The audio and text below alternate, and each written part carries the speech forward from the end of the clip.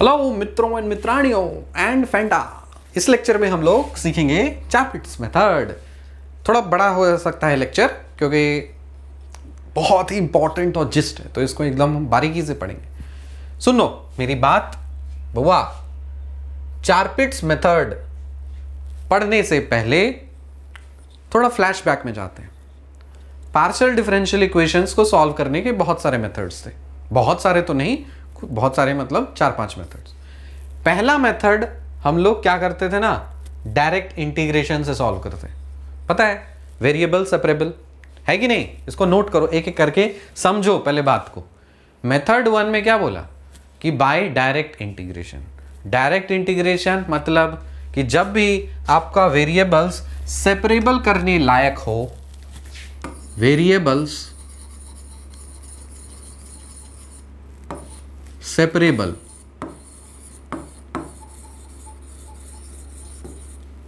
करने लायक हो तो आप डायरेक्ट इंटीग्रेशन तो लगा ही सकते हो।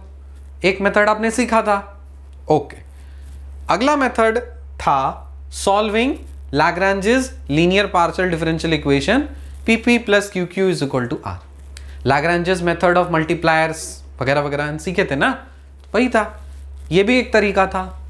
थर्ड मेथड जो था वो था स्टैंडर्ड फॉर्म में कन्वर्ट करने वाला तरीका, जो प्रीवियस लेक्चर में हम लोग स्टैंडर्ड फॉर्म 4 कंप्लीट करके खत्म कर चुके हैं। Standard form 1 2 3 4। सुनो, solving the non linear partial differential equation by any of the 4 standard forms. तो 4 स्टैंडर्ड फॉर्म्स हम लोगों ने पढ़ा, standard form 1, standard form 2, standard form 3, standard form 4। समझ में आया कि नहीं? स्टैंडर्ड फॉर्म 1 सीखे ना, फिर 2 भी सीखे, फिर 3 भी सीखे, 4 भी सीखे। यहां तक क्लियर हो गया? ये सब क्या है? ये सब नॉन लीनियर तो हम लोग सॉल्व कर सकते हैं। अच्छा, तीसरा मेथड। अगला मेथड देखो, मेथड नंबर 4।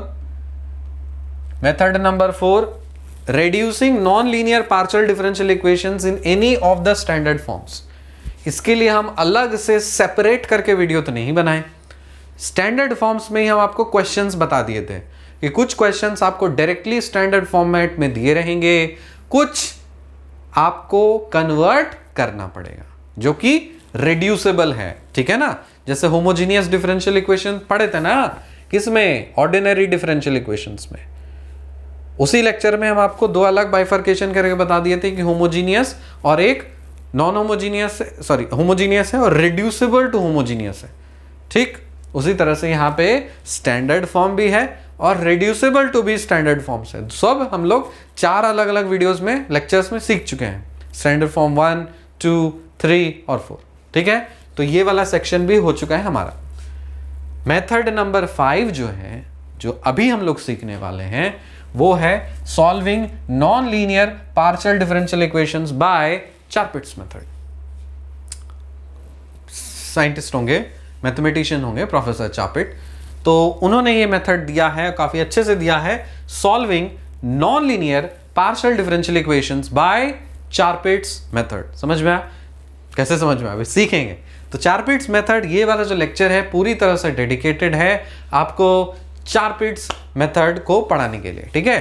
तो इसमें हम लोग मेथड नंबर 1, इसको एक बार समराइज करके देख लेते हैं। मेथड नंबर 1, मेथड नंबर 2 हो चुका है हमारा, मेथड नंबर 3 भी हो गया है, फिर मेथड नंबर 4 भी हो गया, ये भी सीख चुके हैं। मेथड नंबर 5 में हम लोग, जिसमें हम लोग पढ़ेंगे चैपिट्स मेथड में, ठीक है। तो चैपिट्स मेथड पहले समझो, इसका डेफिनेशन क्या है, इसका मतलब क्या है। चैपिट्स मेथड का डेफिनेशन क्या बोला जाता है? It is a general method. ये क्या है? ये एक जनरल मेथड है फॉर सॉल्विंग, फाइंड या फिर फाइंडिंग द कंप्लीट सॉल्यूशन। क्या बोला? कि it is a general method for solving non linear partial differential equation. आपको पता है कि non linear partial differential equations को सॉल्व करने के लिए ही हम लोग चैपिट्स मेथड यूज करते हैं, ओके। तो चैपिट मेथड नॉन लीनियर पीडी के लिए यूज होता है। उसमें से क्या फाइंड करके देता है? वो फाइंड करके देता है कंप्लीट सॉल्यूशन। समझ में आया? ओके। वर्किंग रूल सुनिए, वर्किंग रूल बोल रहा है, इसको पहले नोट करिए। वर्किंग रूल में क्या बोल रहा है? स्टेप नंबर 1, स्टेप नंबर 1 में बोलो लेट द, इसको पहले नोट करो अच्छे से, क्या लिखा हुआ है? स्टेप नंबर 1 में लेट द लीनियर पीडीई, मतलब कुछ function of x y z p q is equal to 0। तो कोई भी आपका पार्शियल डिफरेंशियल इक्वेशन है ना, तो मान लेते हैं पार्शियल डिफरेंशियल इक्वेशन कुछ इस तरह से है, function of x y z p q, मैंने कॉपी में लिखा है, हाँ वही तो मैं बोलूँ, नॉन लीनियर है, ये लीनियर नहीं है, इसको नॉन लीनियर करिए, ये नॉन लीनियर है, क्योंकि चार पीट किसके लिए यूज होता है, नॉन लीनियर के लिए यूज होता है, तो इसलिए लिखेंगे let the non linear partial differential equation be f of x y z p q is equal to 0। हो गया, सबसे पहले पार्शियल डिफरेंशियल इक्वेशन को लिख डालो। अगला स्टेप में क्या करना है, partially differentiate equation 1 with respect to x y z p q. इस पूरे इक्वेशन को आप एक बार x के रेस्पेक्ट में पार्शियली डिफरेंशिएट करो, फिर y के रेस्पेक्ट में करो, फिर z के रेस्पेक्ट में करो, फिर p के रेस्पेक्ट में करो, फिर q के रेस्पेक्ट में करो। क्या है, जो फंक्शन आपका f है ना, इस f को ही x के रेस्पेक्ट में, इस f को ही y के रेस्पेक्ट में, z के रेस्पेक्ट में, p के रेस्पेक्ट में, q के रेस्पेक्ट में, क्योंकि ये आपको डो f डो x, डो f डो y, डो f डो z, डो f डो p, डो f डो q चाहिए ही चाहिए। फिर अगला स्टेप में, स्टेप नंबर 3 में क्या करना है, फाइंड चारपिट्स ऑक्सिलरी इक्वेशन या फिर सब्सिडियरी इक्वेशन, जैसे लैग्रांजेस में करते थे ना। प्रोफेसर लैग्रांजे ने क्या किया, उन्होंने अपना एक इक्वेशन डेवलप करके दिया, जिन्होंने अपने नाम पे दिया है लैग्रांजेस ऑक्सिलरी इक्वेशन या लैग्रांजेस सब्सिडियरी इक्वेशन। उसी तरह से प्रोफेसर चारपिट जो थे, उन्होंने भी अपने नाम पे इक्वेशन डेवलप करके दिया, जिसको नाम बोला गया चारपिट्स ऑक्सिलरी इक्वेशन या फिर चारपिट्स सब्सिडियरी इक्वेशन। ये है आपका चारपिट्स। इसको आपको याद रखना, मैं ये सजेस्ट करूंगा कि इसको आपको बाय हार्ट करना ही पड़ेगा। आपको बाय हार्ट का मतलब याद हो जाएगा, ऑटोमेटिकली याद हो जाएगा। जब आप बहुत बार लिखोगे ना, इसको लिखो VVI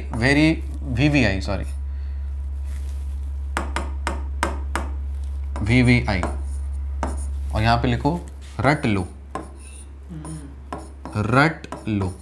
क्या बोला, ये रट लेना है इसको। इस वो पूरे पार्शियल डिफरेंशियल जो आपका चारपिट्स इक्वेशन है, इसको आपको रटना है। क्या है equation, do x by minus of do f by do p equals to, Gopi बहू रसोड़े में कौन था, गोपी बहू, तो वह डो p है।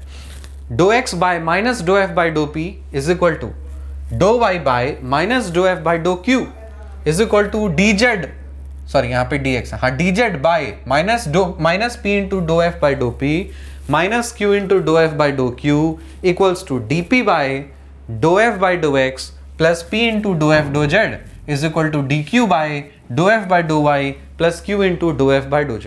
इसको आप बार बार लिखोगे तो ऑटोमेटिकली याद हो जाएगा, इसका कोई टेंशन नहीं है, इसको आप रट लेना है, बस इसी से ही आपको क्वेश्चंस बनेंगे। अगला स्टेप क्या नोट करोगे, अगला स्टेप नोट करो, solve the Charpit's auxiliary equation with equation 1 and find the value of p and q in terms of x, y and z। इसको आपको सॉल्व करना है, मतलब कुछ भी रेशियोज वगैरह लेकर के आपको p निकालना है, q निकालना है। करेंगे, प्रॉब्लम जो समझ में आएगा करेंगे तब समझ में आ जाएगा।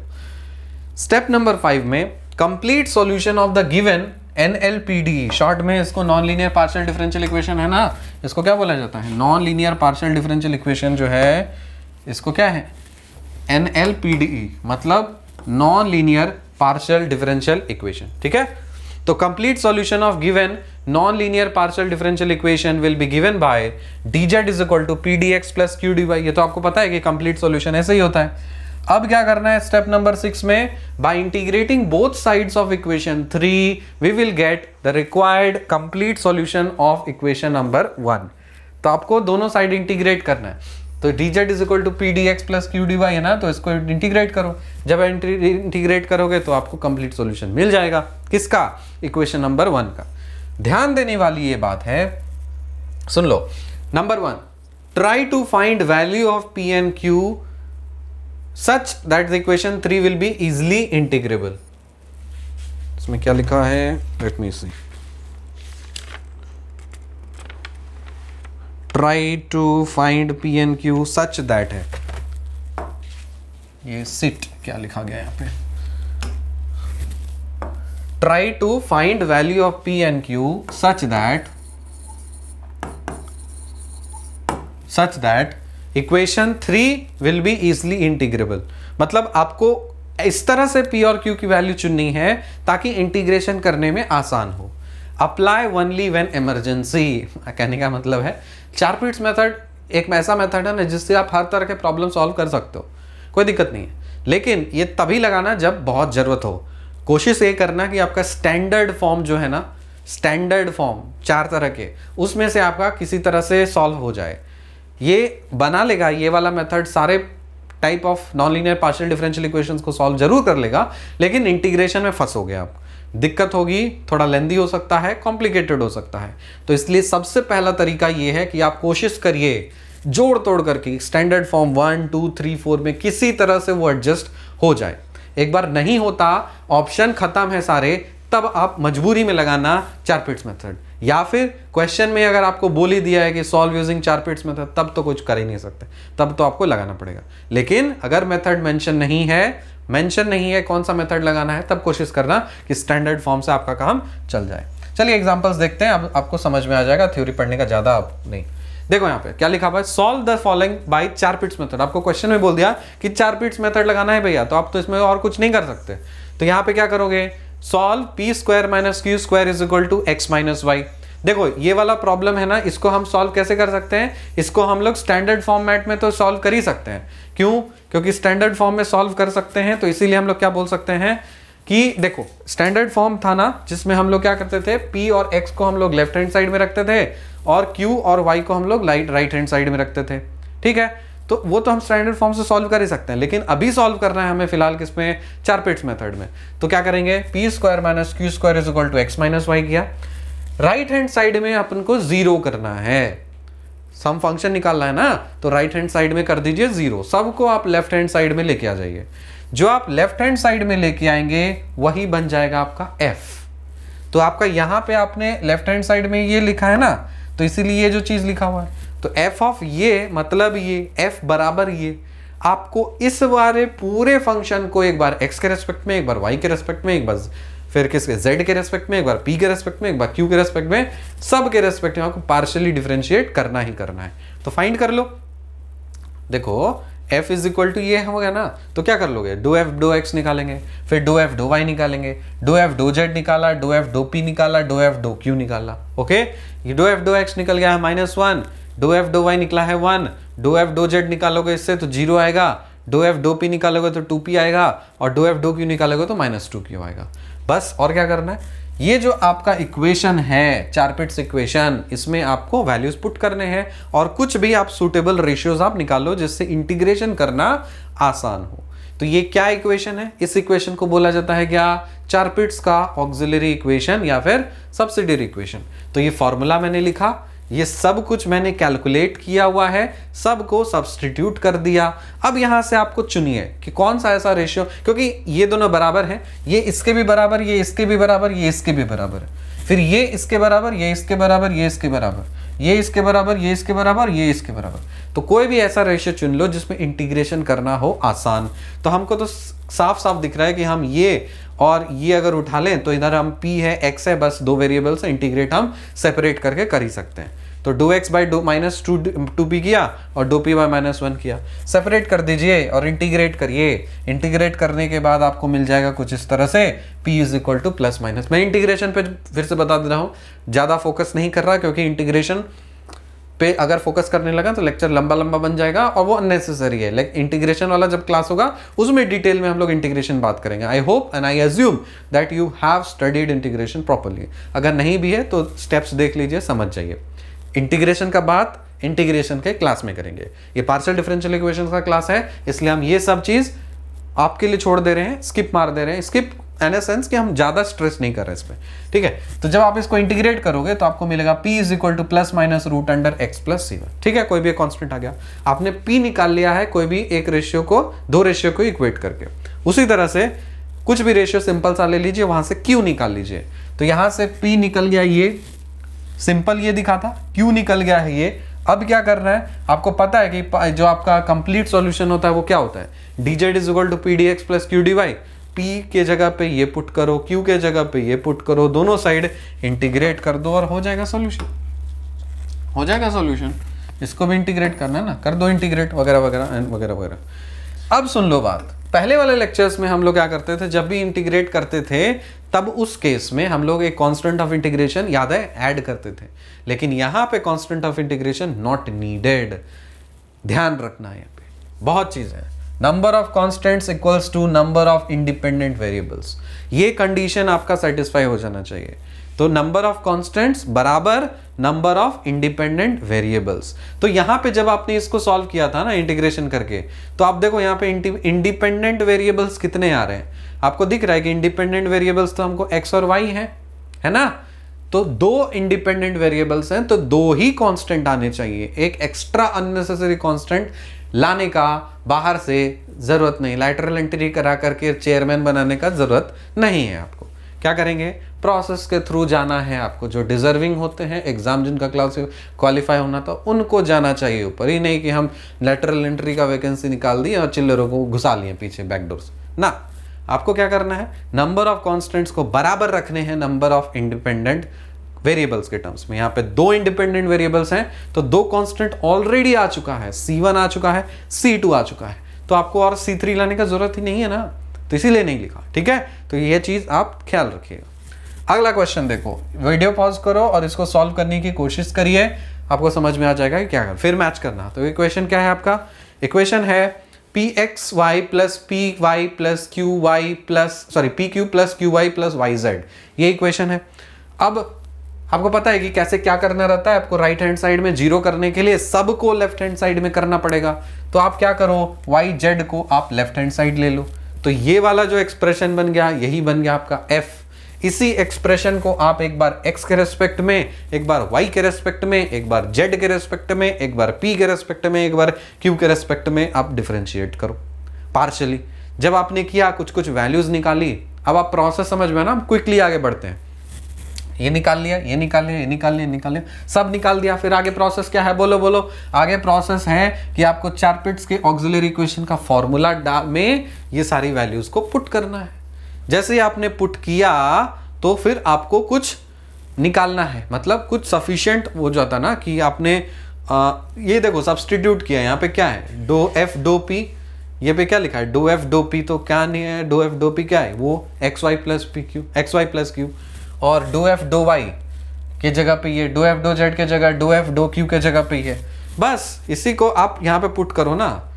ये सब फॉर्मूला में ही सब्स्टिट्यूट करो, पुट करो, जो करना है करो। आपने इधर लिखा डिनोमिनेटर में, इधर रेशियो के टर्म्स में जीरो लिखने पे कोई हर्ज नहीं है, आप इस तरह से लिख सकते हो। इसमें वो लॉजिक अभी फिलहाल थोड़ी देर के लिए भूल जाओ, फिर कभी किसी और दिन बात करेंगे कि यहाँ पे हम क्यों लिखे हैं जीरो। ऑब्वियसली जीरो आ रहा है तो जीरो लिखेंगे ना, लेकिन होता है ना कि एक लॉजिक की अनडिफाइंड हो जाता है सर, वो सब डिटेल में बात करेंगे। अभी प्रोसेस फॉलो करना है, सॉल्व करने के लिए आप ऐसे लिख के छोड़ दो, इस पर ज़्यादा दिमाग अननेसेसरी अभी नहीं लगाना है आपको।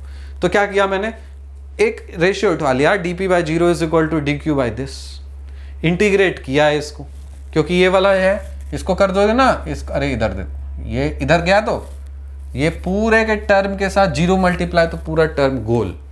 शून्य के साथ अगर किसी चीज को आप शून्य से गुना करते हो तो वो हो जाता है शून्य, तो इस वाले टर्म को आप शून्य के साथ गुना करेंगे तो वो बन गया है शून्य। अब दोनों साइड इंटीग्रेट करेंगे, इंटीग्रेट करो, p is equal to a आ गया, very good. Now put p is equal to a in the equation 1, आप पुट कर दीजिए, आपको क्या मिल जाएगा, q का टर्म एक्सप्रेशन मिल गया। आपको p पता चल चुका है, आपको q पता चल चुका है, कंप्लीट सॉल्यूशन आप जानते हो। आप लिख सकते हो dz is equal to this plus this this this this and integrate. बस इंटीग्रेट करना है, और इंटीग्रेशन पे आप जानते हो कैसे इंटीग्रेट किया जाता है।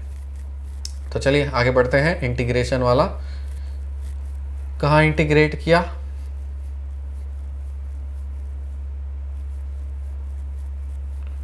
P और Q आपका किधर था, उधर इंटीग्रेट किया ना, तो ये आपको मिलेगा ln, उसका इंटीग्रेशन आपको मिलेगा ln, और फिर राइट हैंड साइड में ये, इसको जब आप इंटीग्रेट करोगे तो आपको ये आ गया फाइनल आंसर। ठीक है, इसलिए मैं बार बार बताता रहा हूँ, इसमें इंटीग्रेशन का बहुत जरूरत पड़ता है। इसमें बहुत सारे फॉर्मूलाज, आपको इंटीग्रेशन के स्पेशल फॉर्मूलाज याद रखने पड़ेंगे। हमारा रेडी हो रहा है, कंटेंट हमारा रेडी हो रहा है, डिजिटल लाइब्रेरी भी बन रहा है हमारा, बुक्स भी रेडी हो रहे हैं, आपके लिए सुविधाएं लाने जा रहे हैं। ठीक है, इसलिए जब भी होता ना कि जब पैसा इनकम होता है तो उससे सर्विसेज काफ़ी मजबूत होती हैं। पैसा ही नहीं रहेगा तो सर्विसेज कहाँ से, इसलिए सब्सक्रिप्शन किया गया है तो कुछ सोच समझ के गया है ताकि क्वालिटी सर्विसेज हम लोग आपको दे सकें। एक चीज़ मैं हमेशा बताता हूँ कि free education is possible only through government. अगर कोई गवर्नमेंट आपको फ्री एजुकेशन सर्विसेज प्रोवाइड कर रही है तो वो जेन्युइन है और वो गवर्नमेंट है, उनको आपको सपोर्ट करना चाहिए।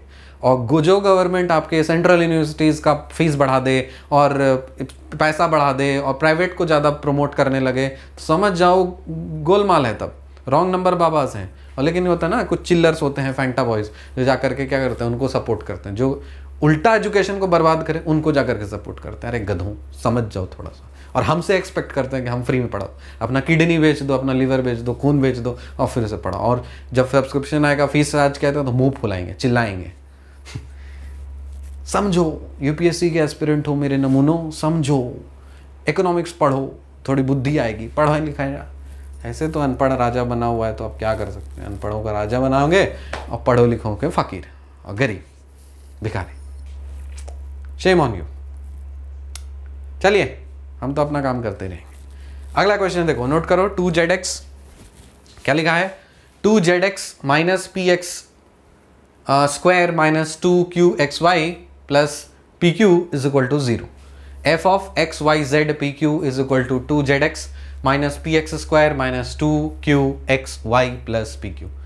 गौर से सुनो, ये तो रहा आपका फंक्शन, अच्छी बात है, इसमें तो कोई दिक्कत ही नहीं, कोई बात ही नहीं है। अब पहला स्टेप, p के रेस्पेक्ट में, सॉरी x के रेस्पेक्ट में, y के रेस्पेक्ट में, z के रेस्पेक्ट में, p के रेस्पेक्ट में, q के रेस्पेक्ट में, सबको आपको करना है पार्शियली डिफरेंशिएट। तो मैंने कर दिया, इस वाले पूरे एक्सप्रेशन को x के रेस्पेक्ट में डिफरेंशिएट किया, फिर y के रेस्पेक्ट में डिफरेंशिएट किया, फिर z के रेस्पेक्ट में, p के रेस्पेक्ट में, q के रेस्पेक्ट में। आ गया है। अब तो आपको क्विकली आगे बढ़ना चाहिए। आपको क्या कर रहे हो, वीडियो पॉज करो और धड़ाक से खुद से बनाओ। हम तो क्विकली बढ़ा देंगे क्योंकि इसमें है ही नहीं कुछ, प्रोसेस आपको समझ में आ गया है।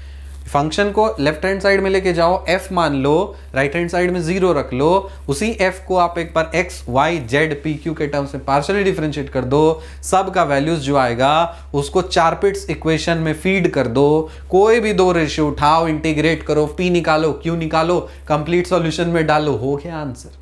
क्या है चारपिट्स इक्वेशन? अरे कुछ भी नहीं, झूठ का इतना हवा बनाया हुआ है। समझ में आया कि नहीं? तो इसमें पुट किया ना, put put put put put put put put put put put put कर दिया। उसके बाद अब उठा लो ना, कोई भी रेशियो आप उठा लो। तो आपने उठाया, ठीक है, चलो ये उठाया, इसको उठा करके आपने निकाला है q is equal to a। एक बार कोई रेशियो उठा लिया, उसको q निकाल लिया, ठीक है। q निकालने के बाद फिर आप क्यों किया, p निकाल लिया, तो ये भी हो गया। ओके, तो आप q निकाल लेंगे, p निकाल लेंगे, यही निकालना रहता है आपको, p निकालना रहता है आपको, q निकालना रहता है। आप सब्स्टिट्यूट करिए, प्लीज वीडियो पॉज करिए और ये सब खुद से समझने की कोशिश करिए क्या है ये, ठीक है। ज्यादा कुछ दिमाग लगाने का वैसे भी जरूरत नहीं है। कंप्लीट सॉल्यूशन आप जानते हो, dz is equal to p d x plus q d y. p के जगह पे ये पुट करो, q के जगह पे ये पुट करो, इंटीग्रेट करो, इंटीग्रेट करोगे तो फाइनल क्या आ जाएगा आपको, ये आ जाएगा। ये चीज इंपॉर्टेंट है, इसलिए मैं बता दे रहा हूं कि इंटीग्रेशन में ये बहुत सारे अलग अलग ट्रिक्स आपको मिलेंगे, तो वहां पे मैं नोट करा दे रहा हूं कि ये सारी चीजें हैं, ठीक है। इसको आप प्लीज, ये बहुत काम लगेगा। इंटीग्रेशन जो आप करोगे ना, कि जब भी कोई फंक्शन है और न्यूमरेटर में उसका डेरिवेटिव है तो डायरेक्ट आप ये ऐसे बोल सकते हो। तो यहाँ पे इसको इस तरह से लिखा जा सकता है। जब आप इसको इंटीग्रेट वगैरह वगैरह वगैरह वगैरह करोगे ना, तो आपको मिलेगा log ऑफ दिस और फाइनल आंसर आ जाएगा ये, बात खत्म, ठीक। अगला क्वेश्चन देखो। अगला क्वेश्चन बोला solve p square plus q square y is equal to q z. इसको भी सॉल्व करना है आपको चारपिट्स मेथड। क्विकली आगे बढ़े, चलो देखो, वीडियो पॉज करो, धड़ाक से बनाओ, फिर मैच करना रिवीजन के तौर पे।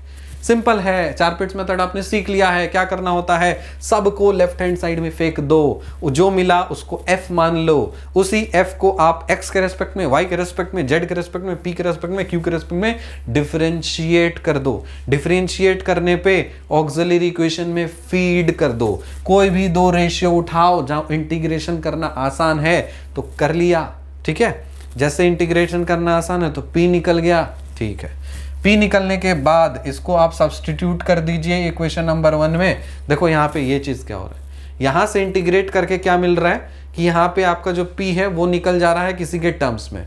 अब इसी p को अब किसमें फीड करना है, इक्वेशन नंबर 1 में। जो आपका मेन इक्वेशन हुआ करता था। तो वहां से आप क्या निकाल लोगे, इस वाले चीज को आप निकाल लिया, ठीक,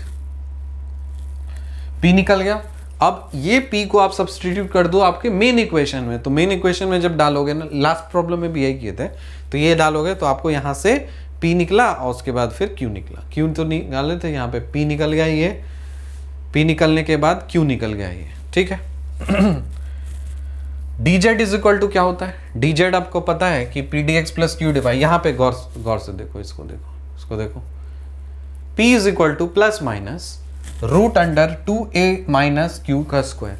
लेकिन यहाँ पे जो q है ना वो किसके टर्म्स में है, q को हमको निकालना है कुछ x और y इसके टर्म्स में, तो इसको सब्सटीट्यूट कर देंगे इक्वेशन नंबर 1 में जो आपका मेन इक्वेशन है। वहां से क्योंकि हमको p का वैल्यू अलग चाहिए, q का वैल्यू अलग चाहिए, तो q को निकालने के लिए, q को अलग निकालने के लिए इसमें सब्सटीट्यूट किया और आपको क्या आ गया, q is equal to ay आ रहा है। तो q अगर ay अगर आ रहा है तो उसी को हम लोग यहाँ पे पुट कर देंगे और वो पुट करने के बाद p निकाल लेंगे। तो अब आपका p के जगह पे आपको ये मिलेगा, देखो p के जगह पे आप ये लिख पा रहे हो, p को q के टर्म्स में नहीं लिखना है या q को p के टर्म्स में नहीं लिख रहा है। इस क्वेश्चन में यही सीखने के लिए मिला कि बाय चांस अगर p q के टर्म्स में आ जा रहा है या q p के टर्म्स में आ जा रहा है तो उसको कुछ कुछ तोड़ ताड़ करके तोड़ो, मतलब q p निकल रहा था ना, p is equal to q के टर्म्स में आ रहा था, लेकिन हमको q के टर्म्स में नहीं चाहिए ना, q को और बाइफरकेट कर देंगे फिर सब्स्टिट्यूट कर देंगे, ठीक। तो फाइनली हमको p ये मिल गया। तो इसमें देखो कोई p लिखा है ना तो q का टर्म है क्या, नहीं है। उसी तरह से ये क्या है, ये आपका q टर्म है, तो इसमें क्या p टर्म है, नहीं है। तो p इंडिपेंडेंट होना चाहिए, q भी आपका इंडिपेंडेंट होना चाहिए। तो p आपने निकाल लिया, q आपने निकाल लिया, बस आपको क्या करना है, इसमें डालो और इंटीग्रेट करो। मैं फिर बताता हूँ, इंटीग्रेशन में फोकस नहीं कर रहे हैं, इसको डाल दो, वीडियो पॉज करो, नोट करो ये सब चीज़। तो dz plus minus root under 2a square plus 4ay square dx वगैरह वगैरह वगैरह वगैरह, आपने इसको इंटीग्रेट किया। इंटीग्रेशन का फॉर्मूला जब क्लास लेकर के और इंटीग्रेशन सब्स्टिट्यूशन मेथड से इंटीग्रेट किया है। इसी में फंसेंगे लोग, प्रोसेस में तो कुछ नहीं है, इंटीग्रेशन में फंसना है, इसलिए हम बता दे रहे हैं। अलग अलग वैरायटीज ऑफ प्रॉब्लम्स करिए, उसमें क्या है, कौन सा इंटीग्रेशन कैसे करना रहता है, वो आप इंटीग्रेशन का क्लास अटेंड करके उसको सीखिएगा। जब आपने इसको इंटीग्रेट किया, मैं इसको आप नोट करिए इसको, फिर चिल्लाएंगे आप सर आप भगा देते हो। तो कहाँ से, हाँ यहाँ से p आपने निकाल लिया, q आपने निकाल लिया, इसको नोट करो जल्दी से, वीडियो पॉज करो, नोट करो, ठीक, मेरे लिए इंतजार मत करो। इसको हो गया, आगे बढ़ो, चलिए पॉज करिए, नोट करिए इसको, पॉज इट, डन, ओके। चलो यहाँ पे आ जाओ, इसको भी नोट करो, दिख रहा है ये, दिख तो रहा है, वेरी गुड। चलिए नोट डाउन, अगला स्टेप, जब आप फाइनल करेंगे तो आपको ये मिलता हंसता खेलता प्यारा मुस्कुराता हुआ आंसर मिल जाएगा इधर।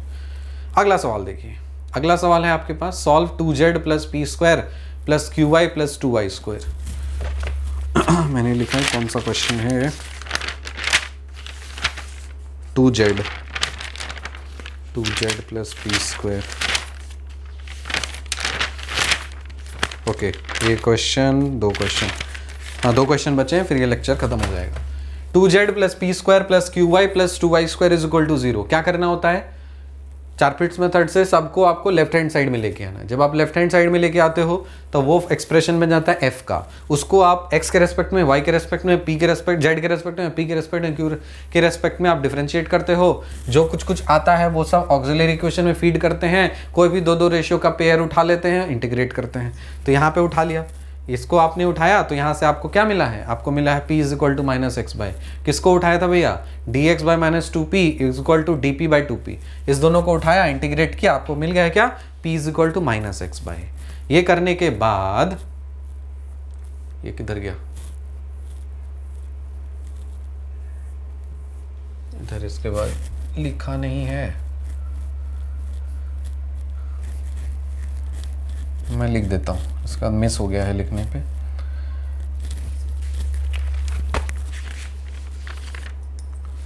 dy बाय माइनस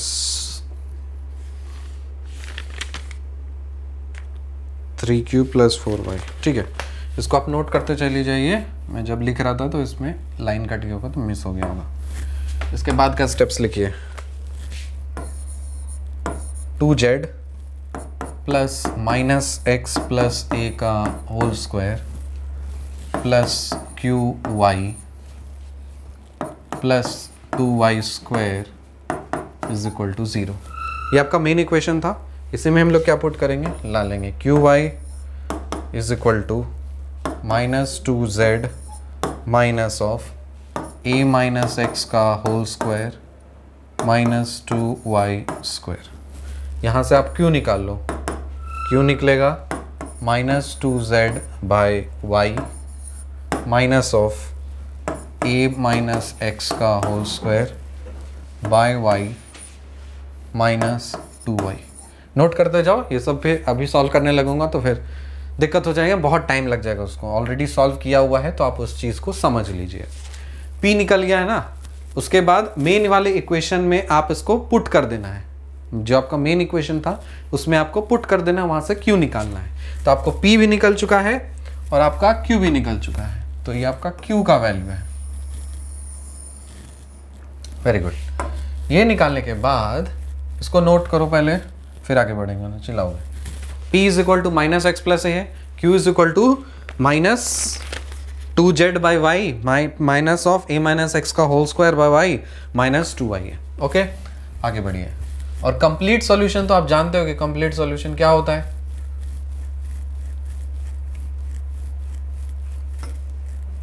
अच्छा, इधर तो लिखा हुआ है। लेट मी सी, हाँ लिखा हुआ है, बेकार में लिख रहा था। चलिए, टाइम सेव हो गया आपका। Complete solution of the equation is written as dz is equal to p d x plus q d y. आपको पता है ये, okay. dz is equal to आपने निकाला है p के जगह पे ये, q के जगह पे ये पुट करो, dz फिर सब्सटीट्यूट जो होता है ना, इसको करो, अरेंज करो, क्या लिखा हुआ है यहाँ पे, dz is equal to a minus x into d x plus of minus 2zy minus of a minus x whole square y dy into dy। ये पूरे पे लिखा हुआ है, q के जगह पे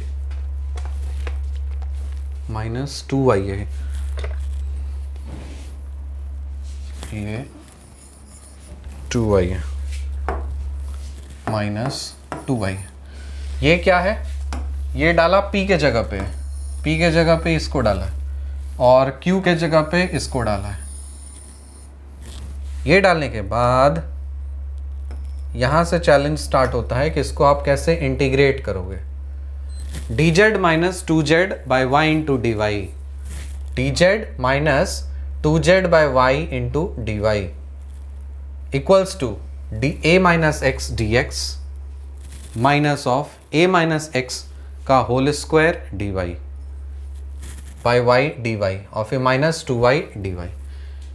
इसको आप पूरी तरह से बाइफरकेट कर दीजिए। क्या है यहाँ पे,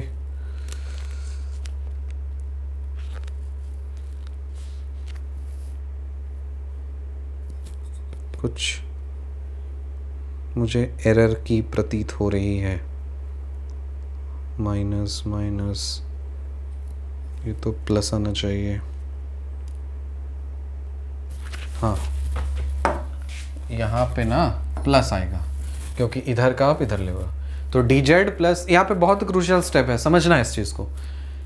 माइनस 2z बाई वाई है ना, तो इस माइनस 2z बाई वाई को आप इधर लेके आओ, तो यहाँ पे हम लिख सकते हैं dz plus 2z by y d y हो गया अलग से, क्योंकि इसको आप डी वाई से मल्टीप्लाई करके लेके आओगे और राइट हैंड साइड में क्या जाएगा, a minus x d x है और minus of a minus x whole square by y d y है और इधर माइनस 2y डी वाई है।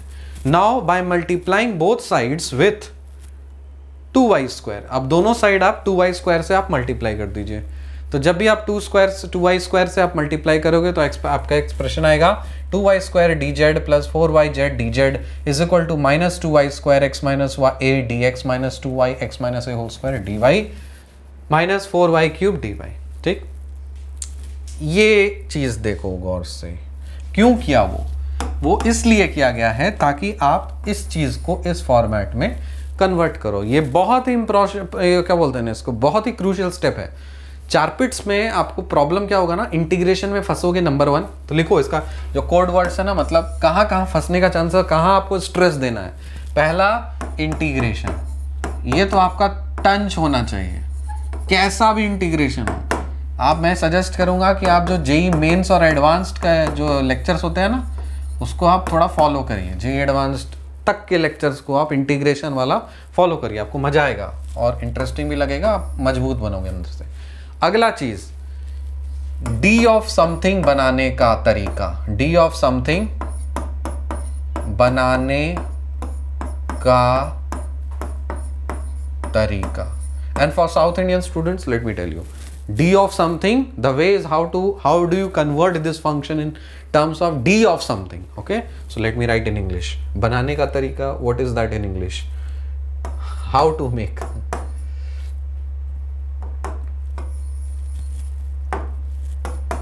how to express in d of something, d of something. Okay, so this d of something is nothing but this. तो आपको actually ये से, इससे तो आप इससे आसानी से जान सकते हो, लेकिन आपको वो चैलेंज है कि इसको आप इसमें कैसे कन्वर्ट, वो आपको प्रैक्टिस से आएगा। जब आपका कैलकुलस वगैरह ये सब चीज़ आप प्रैक्टिस करोगे तब समझ में आएगा, ठीक है। इसमें ज़्यादा कुछ और हेल्प नहीं कर सकते। तो इस चीज़ को मल्टीप्लाई ही इसलिए किया गया था ताकि इस वाले एक्सप्रेशन को आप इस फॉर्मेट में लिख सको। उसी तरह से इस वाले को आप डी ऑफ समथिंग वगैरह वगैरह कुछ करके लिख सको। अब दोनों साइड आप इंटीग्रेट कर दीजिए, क्योंकि आप जब इसका इंटीग्रेट करोगे तो क्या मिल जाएगा, इसका इंटीग्रेशन हो जाएगा 2y³ z, और इसका इंटीग्रेट हो जाएगा और इसका इंटीग्रेट हो गया। कर दो इंटीग्रेशन, ठीक है ना। तो इसको इंटीग्रेशन, ये y³ लिखा हुआ है और इधर क्यों लिखा है y2y²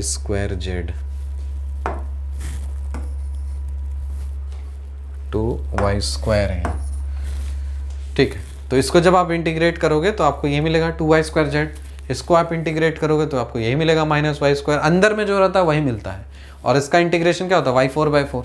बस ये बन गया आपका आंसर।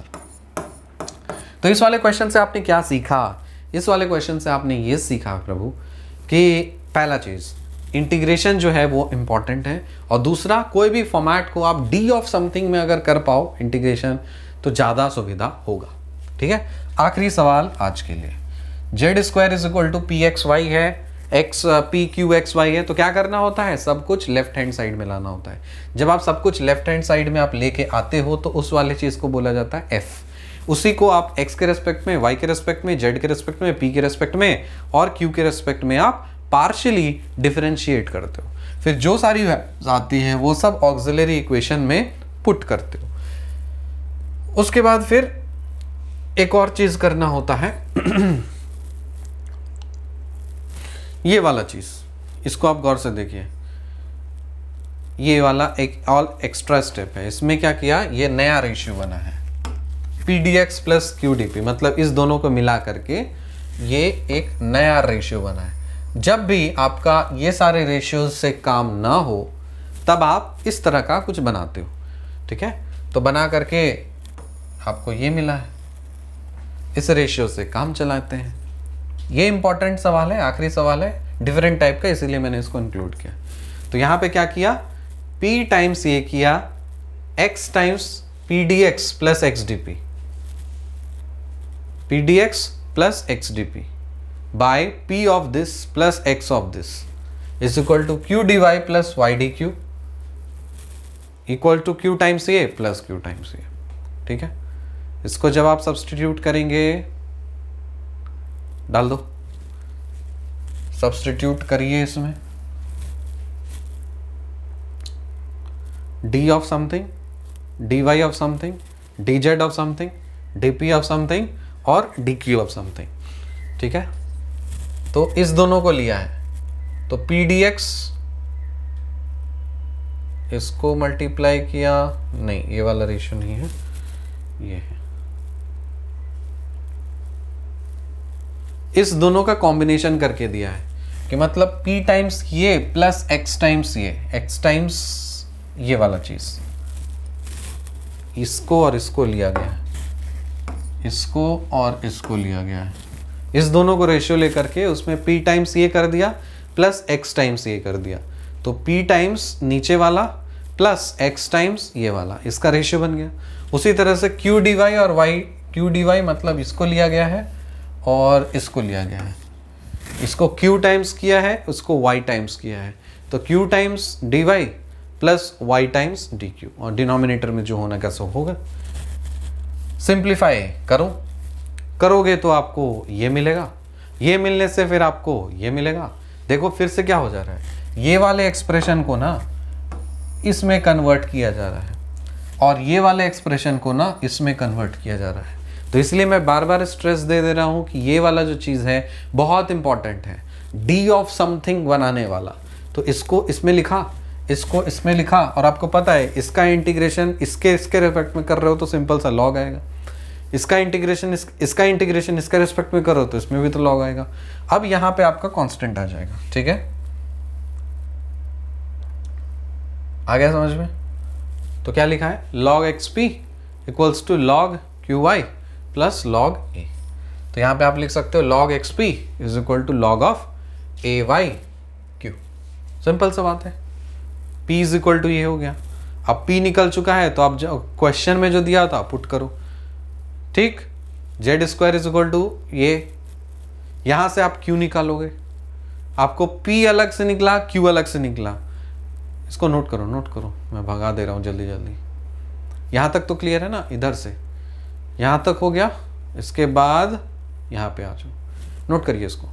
तो आप इसको log a of into log of a equals to log of something लिखा, log भागा तो क्या हो जाएगा, p is equal to a y q by x हो गया। अच्छी बात है, तो p के जगह पे ये पुट कर दिए, z square is equal to this, यहां से q निकाल लेंगे। आपको बेसिकली p को एक्सप्रेस करना है q के टर्म्स में नहीं, q को एक्सप्रेस करना है p के टर्म्स में नहीं, इसीलिए ये सब चीज किया गया। तो p पता चल गया, q पता चल गया, दोनों को आप अलग अलग सब्सटीट्यूट करो, p के जगह पे ये पुट करेंगे, q के जगह पे ये पुट करेंगे और dz है। अब दोनों साइड आप इंटीग्रेट करोगे और जो भी सिंप्लीफाइड करना है वगैरह वगैरह एंड वगैरह वगैरह वगैरह वगैरह ब्ला ब्ला ब्ला। चारपिट्स इक्वेशन आपका हो चुका है, Charpit's method of solving partial differential equations हो चुका है पूरी तरह से समाप्त। आई होप समझ में आया होगा। अगले लेक्चर में हम लोग स्टार्ट करेंगे Cauchy's method of characteristics. Complicated लगता है सुनने में लेकिन आसान है। मिलते हैं आपसे अगले लेक्चर में, तब तक Vinod, tata bye bye and take care.